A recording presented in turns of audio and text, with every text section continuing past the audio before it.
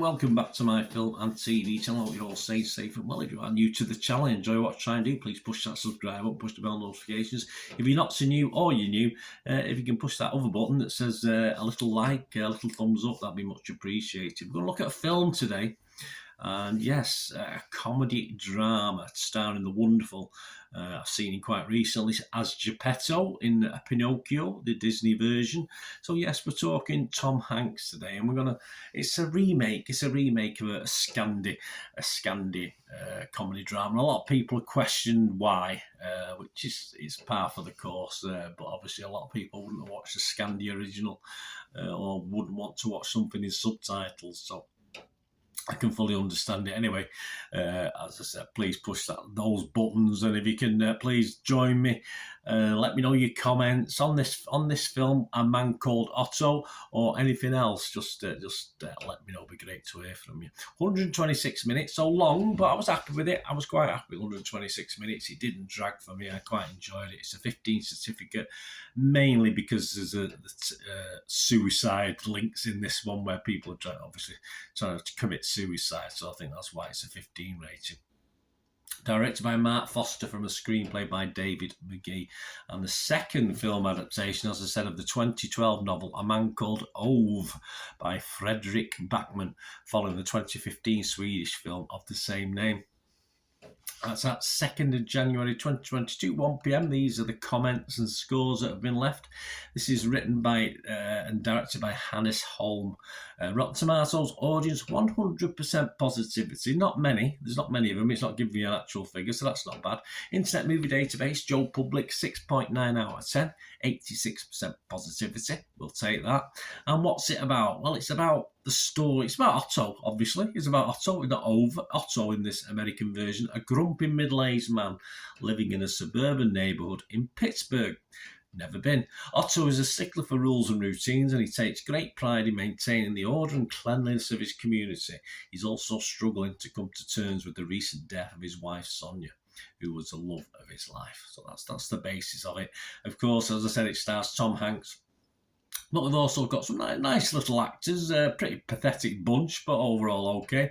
As in pathetic bunch, as in, we probably can't wire a plug, most of them, but Mariana Trevino stars Rachel Keller and Manuel Garcia Rulfo.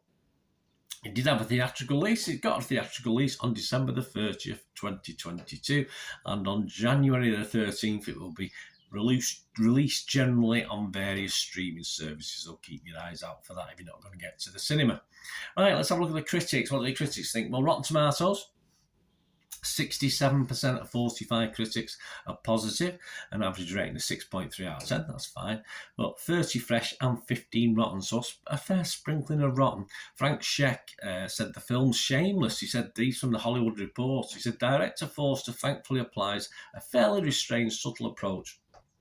The result is a film to which you ultimately find yourself succumbing, even though you never stop being aware that your heartstrings are being shamelessly pulled. There's nothing wrong with you. Nothing wrong with them being pulled, is there? Peter Bradshaw, though, thought it was a bit of an oddity.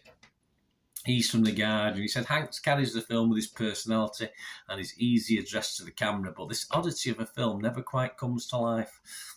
Okay, well, it's no Gran Torino. That's it's not a Clint Eastwood, that sort of level of darkness in it as well, which perhaps some people want a bit of a darker. If you just want a lighter one, then fair enough.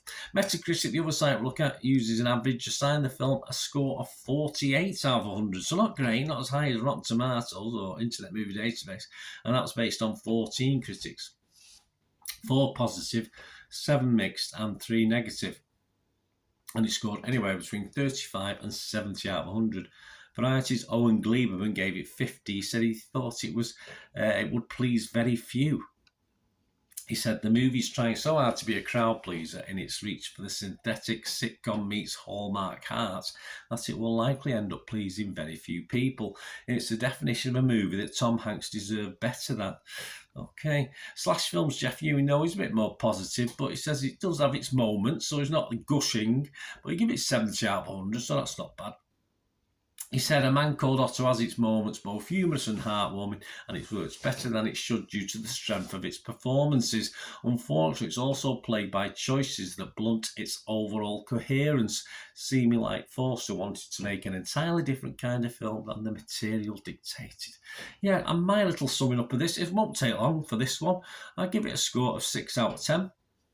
Which is my watchable rating. I thought it was a lovely film.